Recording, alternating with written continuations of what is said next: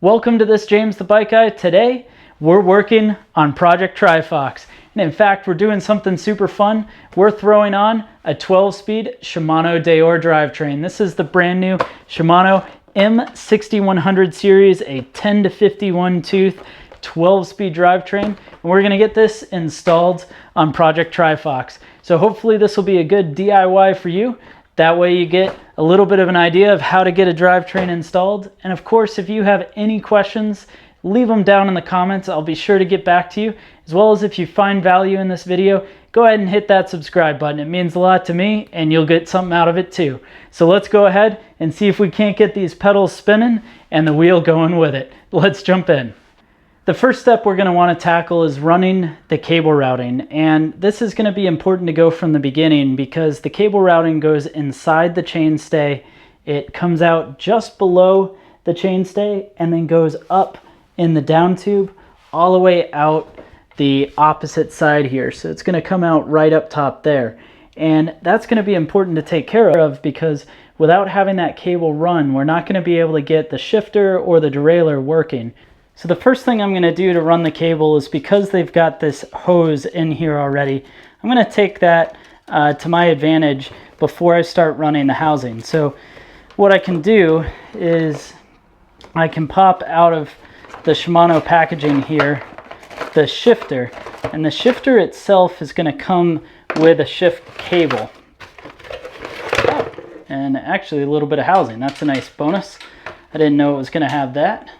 And what I'm going to do is undo the shift cable here, and we're going to run this basically backwards up. And the reason for that is that's going to allow me to be able to send the hose through from the back of the bike forward. So what we'll do is just slide this right into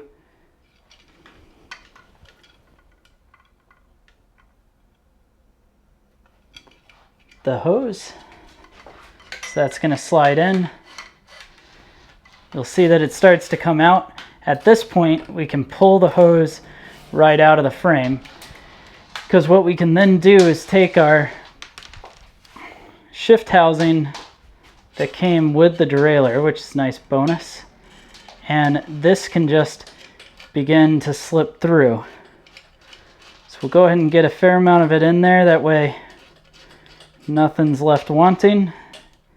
Now we can slide that in, and with any luck, you'll see that it comes right out of the bottom.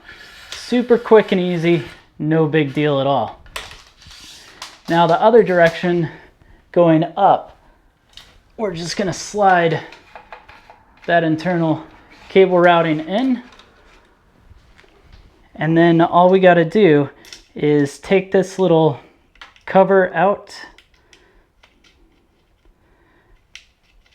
and this port that's being covered there, that's now going to let us get the shift cable out, and I should be able to get this with my finger most likely. Boom, out. And so when people talk about internal cable routing being a real pain to work on, I think either it's a real poorly designed frame or they just haven't had much experience, because in most cases, as you can see there with this shift cable, I didn't have to use any special tools and was really just able to send it right through. Now we're going to install our Deore rear derailleur next, and for this I'm just going to grab a little bit of grease, make sure we get some on there, and then all we're going to be doing here is just threading this right on to the rear derailleur hanger. Make sure we get everything lined up. Tighten that in.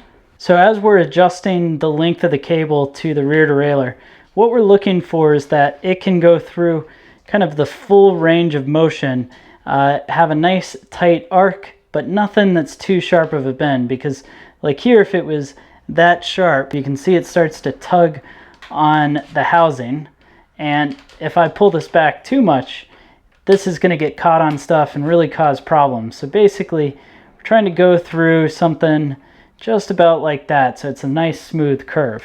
Now when it comes to installing the shifter, a similar thing is going to be true for the cable routing. So I'm just going to slide on a spare grip I have. I don't know what grips I'm going to use, but get this shifter in a position that that might work and snug it up, because now we're going to need to do the cutting of the cable. When determining the cable length, the first thing that's going to be important is we want the bar to be able to go totally 90 without kinking anything up. And in this case, there is more than enough room. The other thing we want to mention is when the cable is in its straight path, we don't want this to come so far out that it's going to be in the way and be able to catch things. So what I usually like to do is sort of find our minimum cable distance for this to be reasonable, and then see what it looks like when we pull it out. And that's where I'm going to go with just about here. I think looks about right. It's got a little bend. We can still go further in case there was a crash. And when it comes out, that's looking just about right. So what I'll go ahead and do is use some of these Pedro's cable cutters, and we're going to give this a quick snip. And while you might think you're done, what you may notice is sometimes the cut doesn't get this totally flat. So we'll start just filing down till we have a nice flat surface. So the reason we're filing down on the end of our cable is you may be able to see here, these are actually a whole bunch of different singular strands that run straight. And if this is on an angle like this, basically what'll happen is you're gonna have, it's pressing against some of the strands and not all of them. You want it to be able to press flat. And what'll happen is this will end up exploding or kind of bulging out because the cables themselves are trying to get to a point where it's flat, and all it does is basically ruins the shift housing and ruins the cabling. We'll put our housing into the shifter. Now we can pull the little cover for the shift cable and run our new shift cable. So this should slide right into the shifter.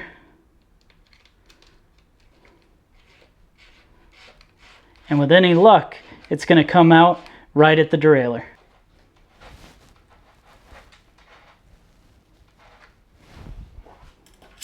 Magic. So the cable's out. What I like to do is go through, make sure that it's shifting all right. So we're going to click through. Now it's in its hardest gear. We can now just route our shift cable and tighten it down on its clamp. And you don't want to clamp down too hard, because this is really just the starting point. We're still going to have to go through and of course get everything adjusted and shifted, get everything shifting and adjusted correctly. So really all we're doing here is getting this to be a starting point. So just snug it up, just like that, and we're good. So now we're going to be installing our cassette. Depending on the person, you may or may not put grease on the splines. Personally, I like to do just a little bit. That way nothing corrodes and comes off, but you don't want a whole ton of grease on there. So just a little bit of grease, kind of wipe off some of the excess. And now we're ready to install this beautiful cassette. So this is the brand new M6100 cassette. So we'll line up at the top with the little notching, because this can only be installed one way. That should allow us to get the rest of this installed pretty dang smooth.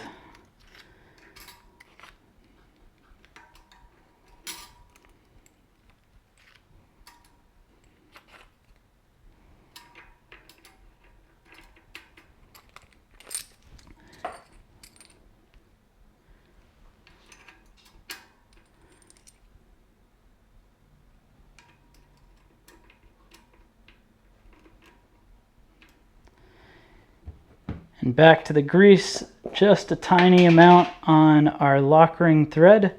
We want that to be good to go. Take your cassette lock ring tool, get everything snugged up.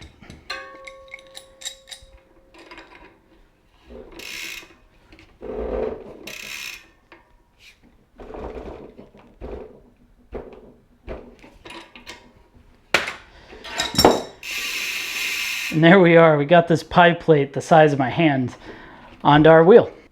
And now before we go ahead and put our wheel in, we're going to take our clutch, turn that off, which is going to allow us to kind of move the derailleur cage out of the way.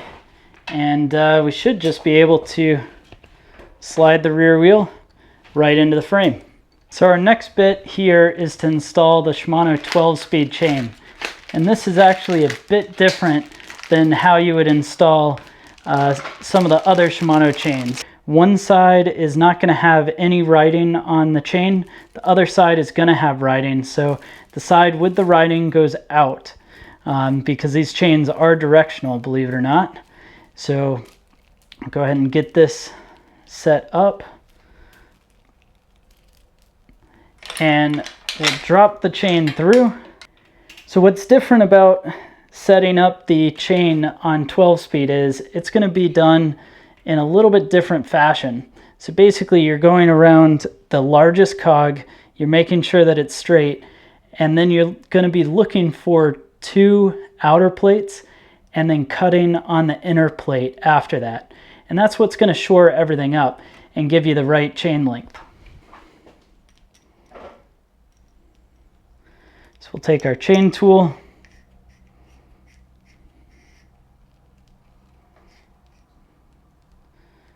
get everything lined up, push our pin out,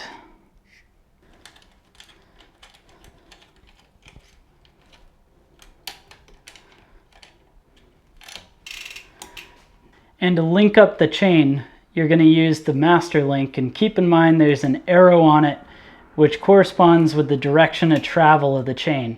So make sure that you get the master link installed in the right direction. That's going to click into place. And to do that, normally I'll shift it through the bike, get it to the top here, and then use a little bit of leverage of the pedal to be able to get that to work. So now the curiosity will be, does it shift at all right out of the box here?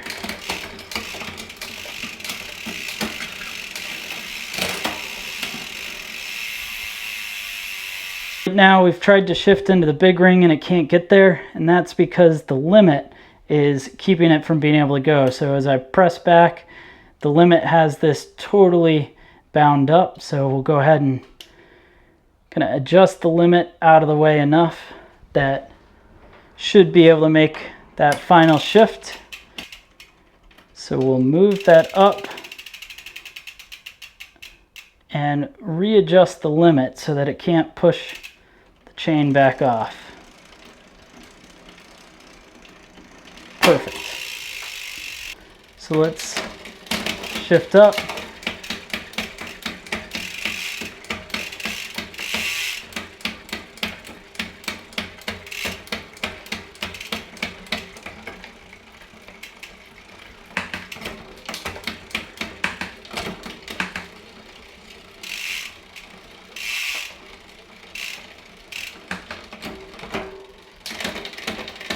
So that's not enough shift cable to get up, so we're going to add a little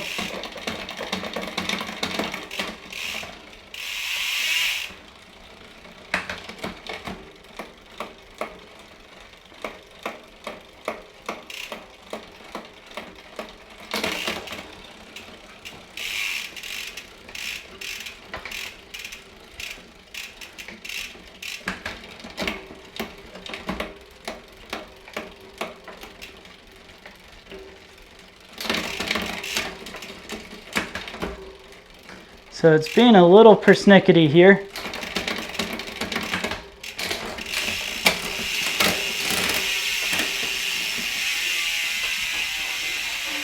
I think what's happening is the B tension is too far out. So let's go ahead and see if we can't get that B tension to tighten up. And what happens when you tighten up the B tension is that should make the shifting down in the smaller rings a little bit better. And now let's see how it shifts.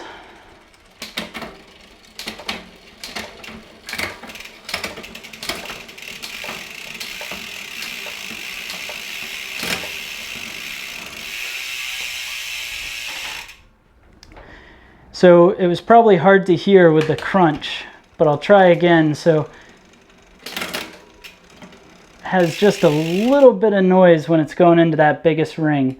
That means we're gonna have to add back just a touch of B tension, and that's gonna help rotate that derailleur away from the cassette. Shift down smooth, shifts up smooth.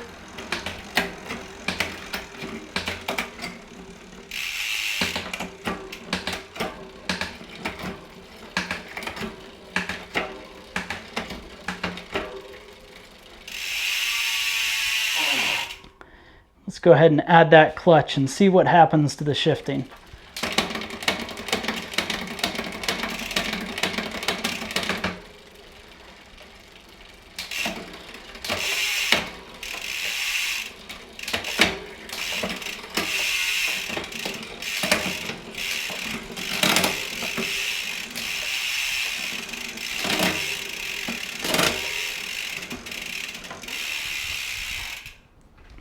Not quite ideal. I'm gonna add just a little more B tension back in.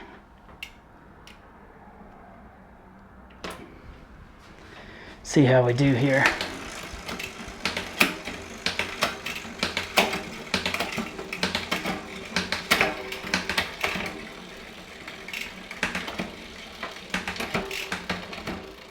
Awesome.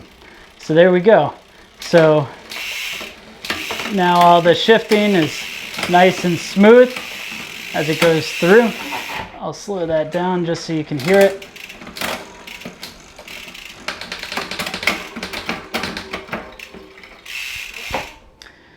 But it's really just that simple. We've now got the shifting all dialed in on this bike. And the last thing left on our list for this shifting to be done is to cut our cable maybe about 1.5 inches away from the pinch bolt. We want to give it that much room, that way in case we need to be able to adjust the cabling or things like that in the future, we've got some extra cable. And then go ahead and put your own crimp on with your own signature if you've got one. And now you're ready to go. The drivetrain's all installed.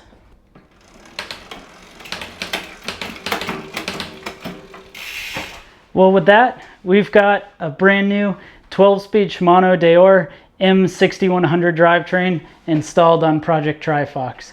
Went together pretty quick and easy. Maybe the total elapsed time, even with videoing, was around, I don't know, a half hour, 35 minutes to get this done. So really not bad at all. And a project, if you do a few times, you'll get pretty handy at doing as well. Well, anyways, I really hope you learned something while doing this. If you did, make sure you hit that subscribe button so you can see more of these videos. If you enjoyed what you saw, definitely leave a thumbs up. And I mean, guys, if you got any questions, drop them in the comment section below. I'll do my best to get back to you with an answer. Well, thanks again, and have fun riding. Yeah.